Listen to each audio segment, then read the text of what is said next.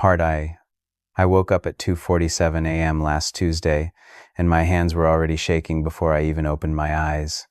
I knew somehow, I just knew that what Jesus was about to show me wasn't just another vision. This was different. This was urgent. And what he revealed about the next 7 days. I'm still trying to process it. I'm still trying to understand why this week, why now, and why so many believers are about to miss what's coming this Sunday. The worst part, most Christians will go through this entire week completely blind to what's happening in the spiritual realm, and by Sunday it will be too late to act. Before we begin, tell me one thing you're praying for right now in the comments. I want to pray with you by name. And if you're a true believer in Christ, if you've genuinely repented, if you have saving faith, if you're truly following Jesus, please subscribe. What you're about to hear will challenge everything you've been taught about readiness. I need to know there are believers out there who are awake, watching, and ready. So let me back up. Monday night, just 4 days ago, I was sitting in my living room. I'd just finished going over lines for the show, and honestly, I was exhausted. Playing Jesus on screen it's a weight, you know? People don't realize how much you carry when you're trying to represent him, even in a fictional setting. I'd been praying before bed, nothing special, just my usual routine. Lord, help me honor you tomorrow. Help me point people to the real you, not just a character. I fell asleep around 11:30 p.m. Then suddenly I was awake, wide awake. That kind of awake where you know you're not getting back to sleep. The room was dark, but there was this, I don't know how to describe it, this weight in the air. Like the atmosphere had changed. I sat up, and that's when I heard his voice. Son. Just that one word, but I knew. I started trembling. I always do when he speaks to me like this. It's not fear exactly. It's more like your body knows it's in the presence of something so far beyond you that you can't help but shake. Yes, Lord, I whispered. What I'm about to show you concerns this week. 7 days. 7 warnings. Most of my people will ignore all of them. My heart was pounding now. This week? You mean starting today, starting Monday morning, ending Sunday night? 7 critical moments where my people will either hear my voice or miss it entirely. And then, I can't fully explain how this works, but suddenly I wasn't just in my living room anymore. I was still there. I could feel the couch beneath me, the coolness of the night air, but I was also seeing something else. Like a curtain had been pulled back, and I was watching. I don't know, it was like watching scenes play out, but they weren't scenes from the past, they were scenes from this week, from the days ahead. Lord, I said, and my voice was shaking, what am I looking at? This is Monday morning. Watch. I saw a woman maybe in her 60s, gray hair, kind face, sitting at her kitchen table with a cup of coffee and her Bible open. I could see the page, Psalm 143. She was reading, her lips moving slightly as she went through the words. Then her phone buzzed. She glanced at it. A text from someone. She picked it up, started typing a response. Then another notification. She clicked over to Facebook, started scrolling. 5 minutes passed. Then 10.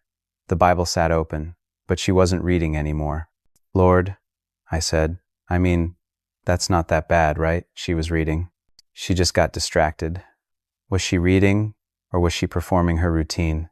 That hit me harder than I expected. What do you mean? I'm about to speak to her. Watch. I looked back at the woman. She was still scrolling, now looking at pictures of someone's vacation. Then, so quietly I almost missed it, there was this whisper. Not audible, but I heard it in the vision. Pray for Sarah. The woman paused. Her thumb stopped mid-scroll. I could see something flicker across her face, like she'd heard something, felt something. She looked up from her phone, glanced at her Bible. For just a second, I thought she was going to put the phone down. Then another notification popped up. She looked back at the screen, kept scrolling. Who's Sarah? I asked Jesus. Her daughter, who was walking through a crisis of faith this very morning, who needed her mother's prayers in this exact moment. My stomach dropped. Will she pray later? She'll remember at noon. She'll send a text saying, thinking of you. But the window will have passed. This morning, early morning, was when Sarah needed intercession. When Sarah was deciding whether to give up entirely. I felt sick. That's warning number 1. Monday morning. The warning of divine interruption. I interrupt my people's routines to give them assignments. Most of them are so locked into their religious schedules that they miss me when I actually speak. The scene shifted. Now I was seeing a man, probably my age, maybe a little younger, in his car during what looked like a morning commute. Traffic. He was listening to a worship song, one hand on the wheel, the other holding a travel mug of coffee. Looked like a pretty typical scene, honestly. "This is Monday afternoon," Jesus said. "Watch." The man was singing along to the song, but I could tell he wasn't really engaged, you know. It was more like background music. He was thinking about something else. I could almost see it on his face. Worried about something. Then the song ended, and there was a moment of silence before the next one started. In that silence, I heard it again. That whisper. "Stop and pray. Right now." The man felt it. I could see him react. His grip tightened on the steering wheel. He glanced around, like he was looking for a place to pull over. The next song started. He turned it up slightly. Kept driving. What was that about? I asked. He was 3 minutes away from passing a car broken down on the shoulder. A young man inside, desperate, suicidal, planning to walk into traffic within the hour. Oh God, I was sending my ambassador to interrupt that plan, to speak life, to be. My hands extended. Did anyone else stop? No one. I felt tears starting to burn in my eyes. That's 2 warnings in one day. Monday is the day of divine appointments. I orchestrate encounters. I position my people exactly where they need to be. But they're so locked into their destinations that they miss the divine detours. But what I was about to see on Tuesday would reveal something even more devastating about how believers miss his voice. The scene shifted again, and now I was seeing what looked like a church office. Tuesday morning, Jesus told me, a pastor sat at his desk, working on a sermon. I could see his computer screen. He was looking at commentary notes, cross-referencing passages. Looked like he was really preparing, really digging in. "This is a faithful man," Jesus said, and there was warmth in his voice. "He loves me. He loves my word." "So what's the warning?" I asked. "Watch." The pastor kept working. He typed some notes, read a passage, typed some more. Then he stopped, leaned back in his chair, closed his eyes. I thought maybe he was praying. But then Jesus spoke again. I'm about to give him a different message, not the one he's prepared. I watched as the pastor sat there, eyes closed. Then he opened them, looked at his computer screen, shook his head slightly, and went back to typing his original sermon. "Wait," I said, "what just happened?" I gave him a message for Sunday, a specific word for his congregation. He felt it. He heard it. But it wasn't what he'd prepared. It wasn't what he'd spent hours researching. So he dismissed it as distraction. What was the message? Repentance. True repentance. Not the sermon he'd crafted about walking in blessing. His people need to be warned this Sunday. Instead, they'll be comforted. My chest felt tight. That's the Tuesday warning? Tuesday, the day of divine alteration. When I change the plan, when I redirect, when I ask my people to abandon their preparations and follow my leading instead, most refuse. They've worked too hard on their own plans. I don't know how long I sat there in that dual reality still in my living room, but seeing these scenes play out, Jesus showed me Wednesday next. A small group Bible study. Midweek, people gathered in someone's home. They were going through a study guide, discussing questions printed on paper. Everything looked right, you know? People had their Bibles open. They were talking about scripture, praying at the end, but there was something hollow about it, like they were checking boxes. Then Jesus showed me something I hadn't noticed at first. One woman, sitting quietly while others talked. She kept starting to say something, then stopping. Finally, about halfway through, she spoke up. "Can I share something?" she said softly. "I've been reading this passage and I feel like God's been showing me something different than what the study guide says." The leader, a well-meaning guy, I could tell, smiled at her. "That's great, but let's stay on track with the discussion questions. We can talk about personal insights at the end if we have time." They didn't have time. "Wednesday," Jesus said, and I heard grief in his voice, "the day of quenched spirits. When I speak through the quiet ones, the unsure ones, the ones who don't have confidence in their own voice. And my people silence them to stay on schedule." What was she going to say? I asked. That I've been preparing that group for a specific battle, that I've been warning her all week about a spiritual attack coming against 3 families in that room, but no one will hear it, because it's not in the study guide. I was starting to understand why my hands had been shaking when I woke up. These weren't just hypothetical warnings. These were specific. These were happening right now, this week, to real believers. Lord, I said, how many of your people are missing you like this? Most of them. Watch Thursday. Thursday's scene was a workplace. A Christian woman, I could see a small cross necklace she was wearing at her desk. Lunchtime. She usually ate alone, I could tell, scrolling through her phone while she ate a sandwich. But today, a coworker stopped by her desk. Hey, you mind if I eat lunch with you? I need to talk to someone. I could see the woman's face. She glanced at her phone where she'd been in the middle of reading something looked like an article or maybe a devotional. For a second, she hesitated. Sure, she said, but she didn't put the phone fully away, kept it face up on the desk.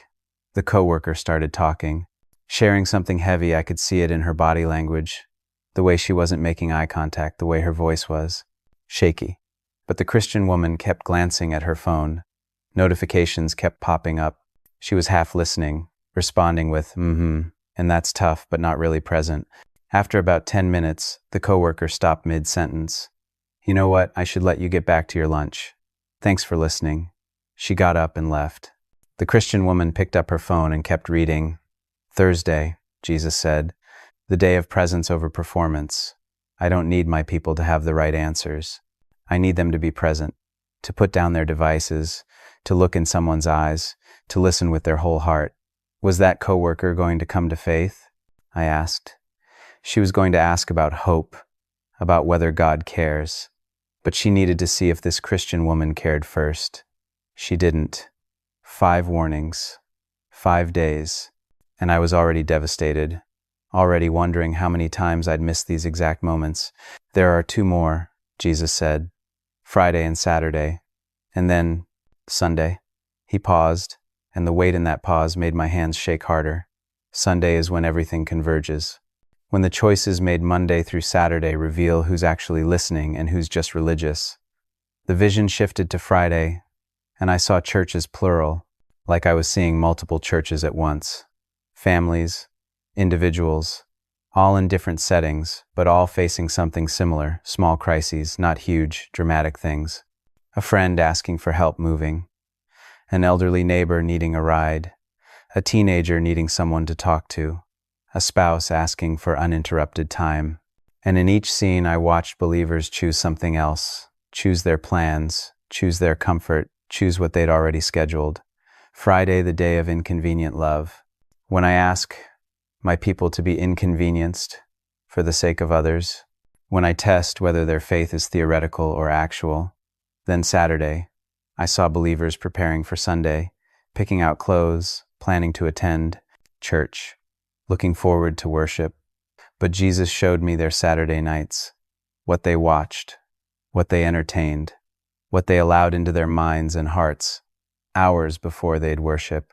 Saturday, the day of preparation. My people think Sunday starts when they walk into a building. It starts with how they guard their hearts the night before, with whether they prepare to meet with me or just attend another event. The scenes faded, and I was fully back in my living room. Still 2:47 a.m.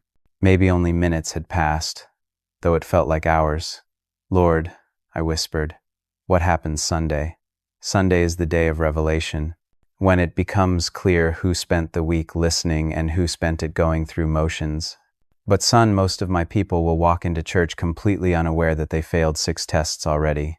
I sat there in the dark, trembling, tears running down my face. What do I do with this? How do I warn people? Tell them what I showed you. Tell them this isn't about perfection. It's about awareness, about waking up, about actually listening instead of performing Christianity. Will they listen? There was a long pause. Some will, most won't. But the ones who do, the ones who make it through this week actually awake, they'll understand what I'm about to do next. I didn't sleep the rest of that night. I mean, how could I? I sat on my couch until sunrise, just processing, praying, asking Jesus to show me more, to help me understand.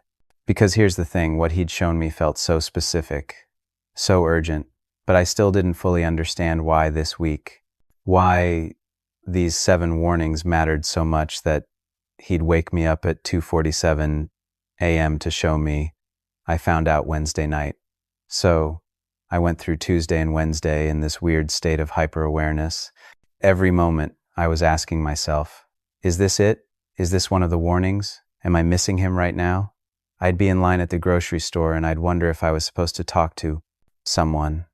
I'd get a random thought about calling a friend, and I'd stop everything and actually do it. Honestly, I probably looked crazy. But I was terrified of missing him. Wednesday night, I was exhausted, emotionally drained from being so vigilant. I'd prayed before bed. Lord, if there's more you want to show me, I'm listening. But I'm also really tired and I don't know if I can handle much more right now.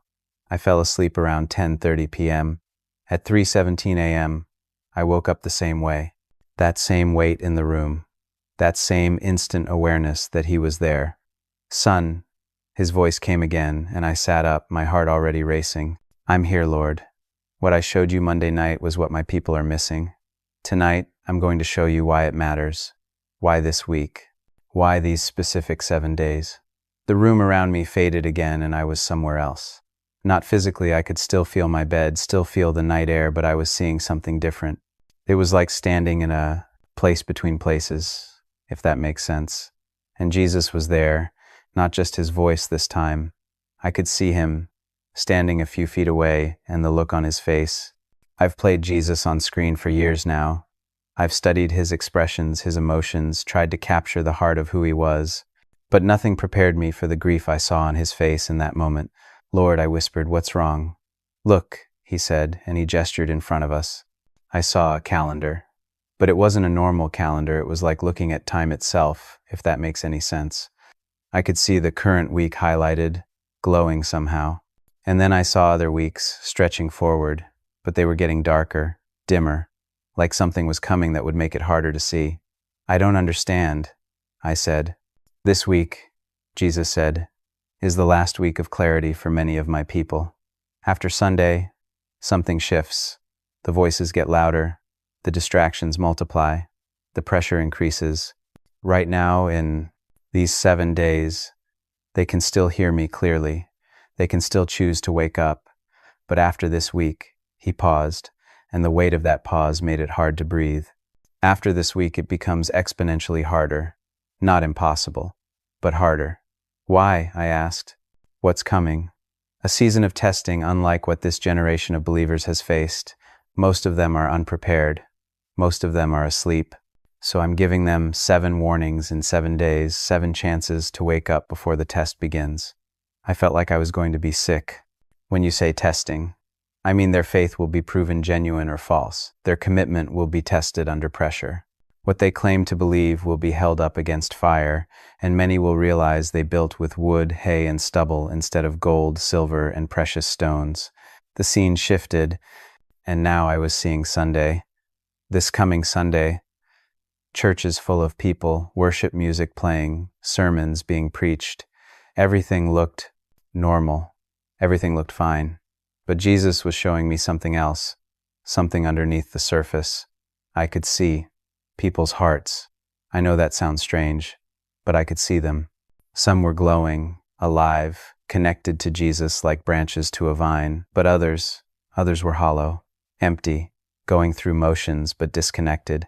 Dead branches still attached to the tree but bearing no life. This Sunday, Jesus said, I'm separating the branches, not removing them, not yet, but marking them, making it clear who's alive and who's just attached. How? I asked. How will you do that? Through the tests of the previous 6 days. Those who passed the warnings, who heard my voice, who responded, who stayed awake, they'll worship me Sunday with genuine connection. Those who failed, who slept through every warning, who missed me Monday through Saturday, they'll sing the same songs, say the same words, but there will be no life in it. I watched the vision of Sunday and I could see it happening. Could see some people worshiping with tears streaming down their faces, hands raised, fully alive and connected, and others standing right next to them singing the same words but with nothing behind their eyes. Empty. Lord, I said, and my voice was shaking, this is terrifying. It should be, but son, it's also mercy. Mercy? How is this mercy? Because I'm warning them now. Before the real testing comes, these 7 days are practice, they're preparation. If my people can't hear my voice during a normal week, how will they hear me when everything falls apart? If they can't pass these small tests, how will they endure the larger ones? He turned to face me fully, and the intensity in his eyes made me want to look away, but I couldn't. I needed people who are awake, who are listening, who can hear my voice above the noise. What's coming requires that, and most of my church is sound asleep. The vision shifted again, and now I was seeing individual believers, different people, different situations, but all of them facing something hard, persecution maybe, or loss, or pressure to deny him. And I watched as some stood firm, faces set like flint, refusing to bow, refusing to compromise, but others folded immediately, gave up without a fight, walked away from everything they'd claimed to believe. The difference, Jesus said, is not intelligence, not Bible knowledge, not years in church. The difference is whether they learn to hear my voice and obey it, whether they practice during normal days so they'd be ready for hard days. I was crying now, couldn't help it. How many will fail? More than you want to know. Fewer than I hope to save. That's why this week matters. That's why I'm giving 7 warnings. Every test they pass this week strengthens them for what's ahead. Every warning they hear trains their ear to recognize my voice. But what he showed me next made me understand why most believers would miss every single warning. The scene changed, and I was back to seeing the present. Real people, real situations happening right now or about to happen in the next few days. Jesus showed me a young man, maybe late 20s, sitting in his apartment Thursday evening. Tomorrow, I realized. This was tomorrow. Watch him, Jesus said. The young man was praying, actually praying, not just reciting words. I could hear him. God, I need direction. I need to know what to do about this job situation. Please show me. Please speak to me. He finished praying, opened his eyes, and reached for his phone. Started scrolling through Instagram. 5 minutes became 20. 20 became an hour. He just asked God to speak to him, and then immediately filled his mind with 1,000 other voices. I was speaking to him, Jesus said quietly, in the silence after his prayer. I was giving him the answer, but he couldn't hear it because he wouldn't sit in the quiet long enough to listen. Why not? I asked, though I've already knew the answer. I'd done the same thing 1,000 times. Because silence is uncomfortable, because waiting feels like wasting time, because my people have been trained by this world to fill every moment with noise, with content, with distraction. They've lost the ability to simply be still and hear me. I watched as the young man finally put his phone down 2 hours later, got ready for bed, and prayed again. God, I'm still waiting for an answer. Then he fell asleep. He'll spend the rest of the week waiting, Jesus said, never realizing I already answered. He just wasn't quiet enough to hear it. The scene shifted rapidly now, showing me dozens of similar situations. Believers asking God for direction, then immediately filling their minds with podcasts, music, social media, news, anything but silence. Believers asking for God's wisdom, then exclusively seeking human advice. Believers claiming they wanted to hear God's voice, then never actually creating space to listen. This is the core problem, Jesus said. This is why they'll miss all 7 warnings, not because I'm not speaking, but because they're not listening. They've forgotten how. How do they learn, I asked. How do they relearn? The same way anyone learns to hear a specific voice, by spending time in quiet, by practicing, by eliminating the competing noise. But most won't. They'll say they don't have time, they'll say they tried once and didn't hear anything. They'll convince themselves that I speak primarily through other methods, through sermons, through books, through other people, and I do use those things. But I also speak directly, personally, specifically, and my sheep should know my voice. I thought about my own life. How many times I'd ask God for something, then never actually stopped to listen for an answer. How many times I'd filled my days so completely that there was no room for him to interrupt, to redirect, to speak. Lord, I said, I've done this. I've missed you. Like this. I know. That's why I'm showing you. Not to condemn you, but to wake you up. You have 4 days left in this week. 4 more warnings. Are you going to pass them or miss them? The weight of that question settled over me like a heavy blanket. 4 more days. Friday, the day of inconvenient love. Saturday, the day of preparation.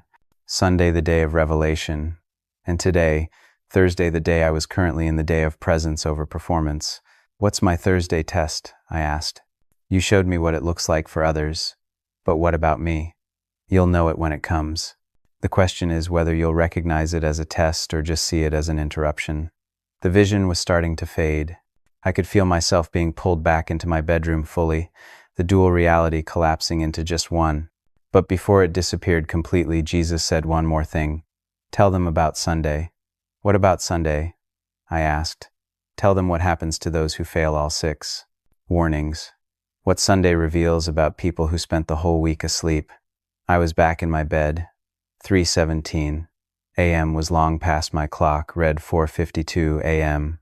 I'd been in that vision for over an hour and a half, though it felt like 15 minutes. I was shaking, sweating, my heart pounding so hard I could hear it. I got up, went to my living room, and started writing everything down. Every detail I could remember, every warning, every scene. And as I wrote, I kept thinking about that last instruction. Tell them about Sunday. What does happen on Sunday to those who missed every warning? What gets revealed? I had a feeling Jesus was going to show me, but I wasn't sure I wanted to see it. Thursday came and went, actual Thursday, not the vision of it. I stayed vigilant, hyper-aware, and sure enough, around 2 p.m., I got my test. A friend called someone I hadn't talked to in months. He was going through something heavy, needed to talk, and I was right in the middle of something. Had a meeting in an hour. Was trying to prepare. Every instinct in me wanted to say, hey, can I call you back tonight? But I remembered the warning, presence over performance. I could hear Jesus' words, I don't need my people to have the right answers. I need them to be present. So I stopped, canceled my prep time, gave my friend my full attention for 45 minutes, missed half my meeting prep. But when we hung up, he said something that broke me. Thank you for actually listening. I've called 3 other people today, and they were all too busy. I was starting to think God didn't care. I almost missed that. I almost told him I was too busy. Friday, I got tested on inconvenient love. My neighbor, elderly guy, lives alone, needed help with something that required moving furniture. It was going to take hours. I had plans. Had things I wanted to do.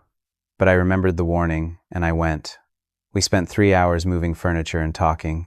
He told me about his wife who'd passed away 2 years ago, about how lonely he's been, about how he used to go to church but stopped because no one seemed to notice whether he was there or not. Before I left, he asked me about the cross necklace I wear, asked me if I really believed in all that Jesus stuff, and I got to tell him yes, got to invite him to church, got to pray with him right there in his living room. If I'd said I was too busy, I would have missed that entirely. Saturday night last night, I got tested on preparation. I was so tempted to just veg out, watch something mindless, go to bed without thinking about Sunday. But I remembered the warning, so instead I spent the evening in worship, in prayer, in silence, preparing my heart to actually meet with God tomorrow, not just attend a service. And now it's Sunday morning. I'm writing this before I go to church, 6 warnings down, 1 to go, the day of revelation. I don't know what's going to happen today, but I know Jesus is going to show me what it looks like when a week of warnings culminates in a moment of truth. I'm writing this Sunday night, and I'm still shaking. I mean, I've been shaking on and off all week, but this is different. What Jesus showed me today, what he revealed during that church service, I don't think I'll ever be the same. And I need to tell you about it because if you missed the warnings this week, you need to understand what that means. Not to condemn you, but to wake you up for the next test. Because there's always a next test. So, this morning, I woke up around 6:30 a.m., which is early for a Sunday, but I couldn't sleep. I'd passed 6 tests, or at least I think I had. I'd been awake, listening, responding when Jesus interrupted my plans. But I was nervous about today, about what the 7th warning would be, about what would be revealed. I got to church around 9:15 for the 9:30 service. I sat in my usual spot, 3rd row from the back, aisle seat. People were filtering in, greeting each other. The worship team was doing sound. Check. Everything looked completely normal. But I couldn't shake this feeling that I was about to see something no one else could see. The service started. Worship began. And that's when it happened. I was singing, actually singing, not just mouthing words, and suddenly everything shifted. It was like Monday night all over again, that dual reality where I was still physically in the sanctuary but also seeing something else layered on top of it. I could still hear the music, still see the people around me, but there was another dimension opening up, and I saw Jesus, standing at the front of the sanctuary facing the congregation. Not the worship leader's position, Jesus was standing in the center, and he was watching all of us, watching faces, watching hearts, watching something I couldn't initially see. My hands started trembling. I stopped singing, just stood there staring at him, and I whispered under my breath, "Lord, what are you showing me?" "The seventh day," he said, though his lips didn't move. His voice was just there in my mind, in my spirit. "The day of revelation, watch what I see when my people worship." And then I saw what he saw. Some people, maybe a third of the congregation, were glowing. I don't know how else to describe it. There was this light coming from inside them, connecting them to Jesus like golden threads. When they sang, the threads pulsed brighter. When they lifted their hands, the light intensified. They were connected, alive, present. But the others, God, the others, they were singing the same songs, standing in the same room. Some had their hands raised, some had their eyes closed, some looked engaged, but there was no light, no connection.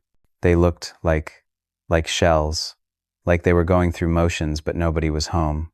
"Lord," I breathed, "what am I seeing?" "You're seeing the difference between those who passed the week and those who slept through it, those who learned to hear my voice and those who just performed their religion." I looked closer at the people who were glowing, who were connected, and I started recognizing something. I saw the woman who I'd noticed arrive late to service. She'd told someone she'd stopped to help someone with a flat tire on the way. She was glowing, connected. I saw a young guy, maybe early 20s, who looked exhausted. Someone mentioned he'd stayed up late the night before, helping a friend through a crisis. He was glowing too. I saw an older man who'd been sitting in his car in the parking lot for 20 minutes before service, just praying, preparing his heart. The light coming from him was almost blinding. These were people who'd said yes to the interruptions, who'd been inconvenienced, who'd prepared, who'd listened during the week. Then I looked at the others, the ones with no connection, and Jesus started showing me their weeks. I saw a well-dressed couple mid-50s singing enthusiastically, but Jesus showed me their Saturday night, watching things they shouldn't have been watching, entertaining thoughts they shouldn't have been entertaining, going to bed without a single thought about preparing to meet with God. They'd shown up to church out of habit, not hunger. I saw a young woman with her hands raised, tears on her face, but the tears were manipulation, not worship. Jesus showed me how she'd ignored 3 promptings during the week to reconcile with someone she'd hurt. She was crying now, feeling emotional about the music, but her heart was still hard toward the person she'd wounded. I saw a man who looked engaged, focused on the worship leader, but Jesus showed me his week. 7 days of ignoring his wife's attempts to connect with him. 7 days of choosing his phone over his marriage. 7 days of spiritual performance at work while his home was falling apart. He'd come to church to feel like a good Christian, not to actually meet with Christ. "This is what Sunday reveals," Jesus said. "This is the 7th warning. It's not a test to pass, it's a revelation of what the previous 6 days proved. Sunday shows who's really alive and who's just religious."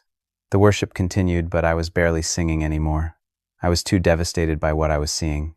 Too wrecked by the reality that most of the people in this room, good people, church-going people, Bible-owning people, were completely disconnected from the Jesus they claimed to worship.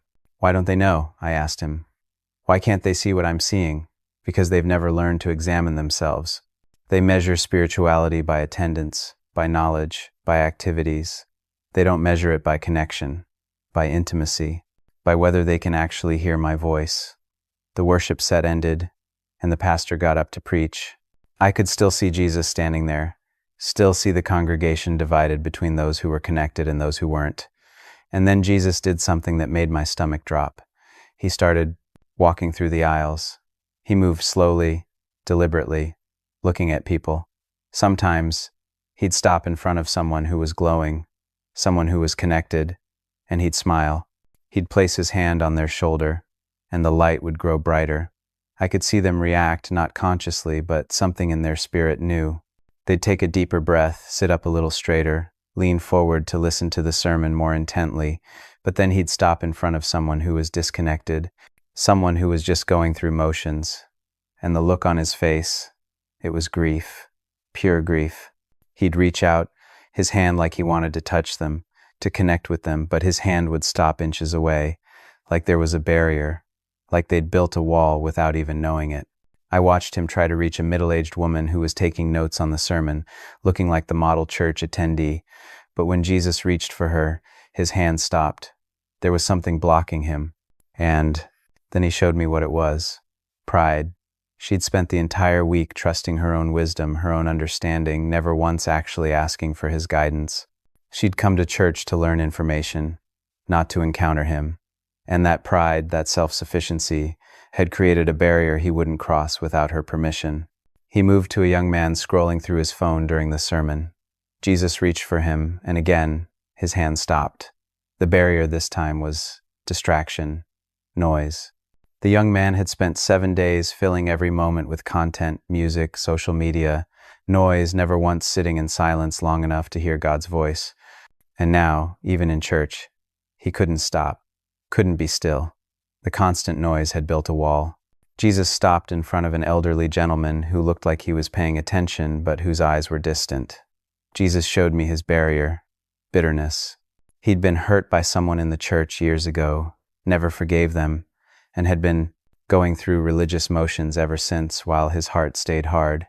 Jesus wanted to heal that wound, but the man wouldn't let him near it. I watched Jesus move through the entire sanctuary, trying to reach person after person, and being blocked by walls they'd built themselves. Walls of pride, distraction, bitterness, busyness, self-sufficiency, fear, comfort-seeking, compromise.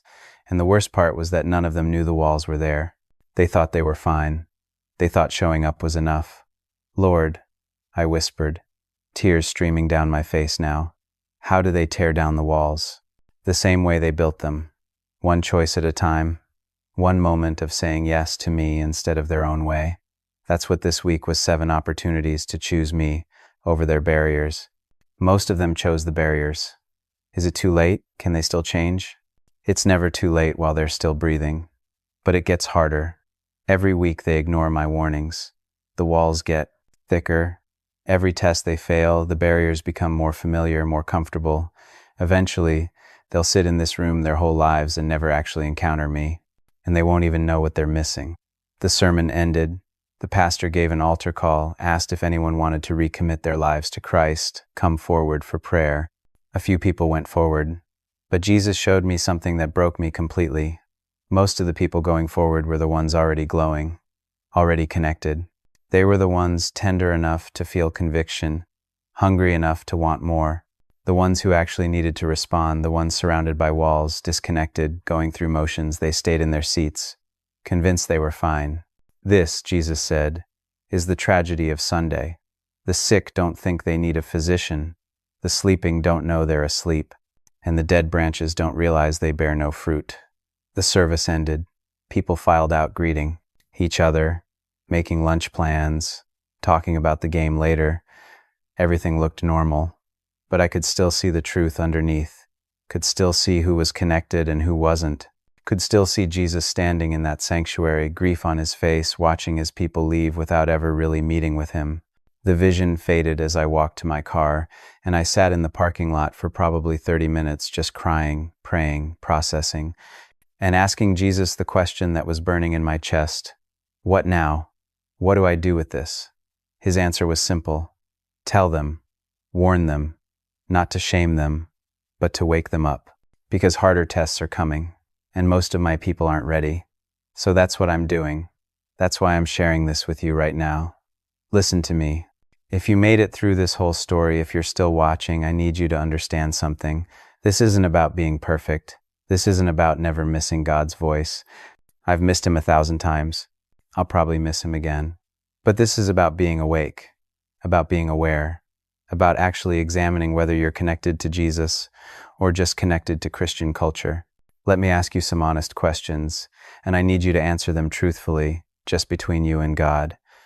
When was the last time you sat in complete silence for more than 5 minutes, just listening for his voice, not praying at him, but listening to him? When was the last time God interrupted your plans and you actually said yes? When you let him inconvenience you for someone else's sake? When was the last time you felt him prompting you to do something, call someone, help someone, go somewhere, say something, and you actually did it instead of dismissing it as random thoughts? When was the last time you prepared your heart before worship instead of just showing up out of habit? If you can't answer those questions, if it's been weeks or months or years, then you might be one of the disconnected ones. You might be surrounded by walls you don't even know are there. And I'm not saying that to hurt you. I'm saying it to wake you up. Because here's what Jesus showed me about what's coming next. After this week, after these 7 warnings, the tests get harder, the pressure increases, the voices get louder, and if you can't hear his voice during a normal week, you won't hear it when everything's falling apart. If you can't recognize his promptings during ordinary days, you won't recognize him in the storm. He's training you now for what's coming. Every interruption is practice. Every inconvenience is preparation. Every quiet moment where he whispers is him teaching you to recognize his voice above the noise. So, what do? How do you tear down the walls? How do you move from disconnected to connected? Start small. Start today. Start right now. Turn off the noise.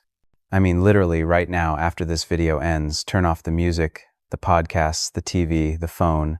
Sit in complete silence for 10 minutes. Don't pray words at God. Just sit and listen. It'll be uncomfortable. Your mind will race. You'll want to grab your phone. Don't. Just sit and be still and see if he speaks. Then, for the next 7 days, practice the warnings. Ask him each morning, where do you want to interrupt my plans today? And when you feel that prompting, that quiet voice, that gentle tug, respond, even if it's inconvenient, especially if it's inconvenient. Practice presence. When someone talks to you, put your phone completely away. Look them in the eyes, listen with your whole heart. Ask God if he's trying to speak through this moment. Practice preparation. Next Saturday night, don't just veg out. Spend time in worship, in prayer, in silence. Prepare your heart to actually meet with God on Sunday, not just attend another service. And on Sunday, examine yourself. Ask the hard question, am I connected or just religious? Is there light flowing between me and Jesus, or am I just going through motions? Here's what I know for sure. Jesus is speaking. He's interrupting. He's prompting. He's inviting. The question isn't whether he's active. The question is whether we're awake enough to notice. This week was 7 warnings, 7 chances to practice hearing his voice. But every week is another opportunity. Every day is another test. And eventually, those tests will reveal what's real and what's just performance. I don't want to get to the end of my life and realize I spent decades in church but never actually knew him. I don't want to stand before him one day and hear, I tried to speak to you 1,000 times, but you were always too busy, too distracted, too comfortable to listen. And I don't want that for you either. So please, if you take nothing else from this story, take this. Stop right now. Examine your heart. Ask Jesus honestly, am I connected to you or am I just going through religious motions? Are there walls I've built without knowing it? Can you reach me, or have I blocked you out? And whatever he shows you, whatever he reveals, don't run from it. Don't defend yourself. Don't make excuses. Just say yes. Say, I want the walls down. I want to be connected. I want to hear your voice. Teach me. Wake me up. It's not too late. It's never too late while you're still breathing. But it does get harder the longer you wait. The walls get thicker. The barriers become more familiar. The disconnection feels more normal. This week was a warning. Will there be another week of warnings? I don't know. Maybe. But I do know this. Jesus is coming back for a bride who's awake, listening, connected. Not a bride who's just religious. Not a bride who knows about him but doesn't know him. Not a bride who attends services but never encounters him. And the time to prepare is now. Today. This moment. So I'm asking you, pleading with you, wake up. Listen. Respond. Tear down the walls. Get connected. Learn to hear his voice. Because harder days are coming, and you can't afford to sleep through the preparation. Leave a comment right now. Tell me one thing you're going to do differently this week. One way you're going to practice being awake, listening, connected. I want to pray for you by name. I want to know there are believers out there who heard this warning and chose to respond. And if this wrecked you the way it wrecked me, if you felt the weight of it, if you recognized yourself in these warnings, please subscribe. Share this with someone who needs to hear it. Because we need a church that's awake. We need believers who can hear his voice. We need people who are connected, not just religious. The 7 warnings have been given. The question is, did you pass them or miss them? And more importantly, what are you going to do about the tests coming next week and the week after that and every week until he returns? Don't wait. Don't put this off. Don't convince yourself you'll start tomorrow. Start now. Turn off the noise. Sit in silence. Ask him to speak. And when he does, and he will respond. Your eternity may depend on whether you learn to hear his voice now, while there's still time to practice, while the tests are still preparation and not final exams. Wake up, beloved. Please, wake up.